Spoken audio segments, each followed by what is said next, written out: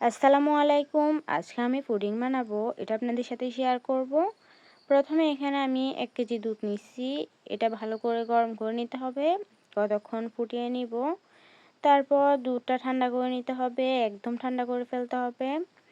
আর আমি এখানে ৫ টা ডিম নিয়ে নিচ্ছি। ডিমগুলো একটা কাঁটা চামচের সাহায্যে ভালো করে ফাটিয়ে নিতে হবে। এটা একটু সময় নিয়ে করতে হবে। ভালো করে না ফাটালে পুডিংটা ভেঙে যাবে। দেখতেও সুন্দর হবে না, খেতেও মজা হবে না। তারপর ফাটিয়ে নেওয়ার পর আমি একপাশে রেখে দিব কতক্ষণ। আর ক্যারামেল সেট করার জন্য এখানে আমি চিনি নিয়ে নিছি। চিনিগুলো নাড়তে থাকবো কতক্ষণ পরে দেখবেন ক্যারামেলটা হয়ে গেছে। এটা আগুন লো হিটে রেখে করতে হবে। তারপর আমি ক্যারামেলটা সেট করে নিয়েছি। আমি আজকে ২ টা পুডিং বানাবো, তাই ২ জায়গায় নিয়েছি।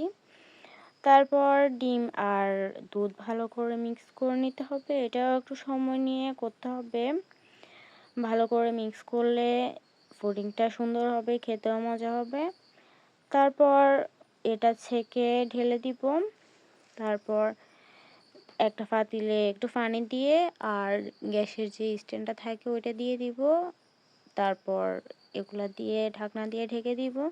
কতক্ষণ পরে পুডিংটা হয়ে যাবে দেখেন হয়ে গেছে। আমি ২ ঘন্টা নরমাল ফ্রিজে রেখেছিলাম। তারপর দেখেন পুডিংটা কতটা সুন্দর হয়েছে। এটা খেতেও অনেক বেশি মজা হয়েছে। দেখেন কতটা সফট হয়েছে।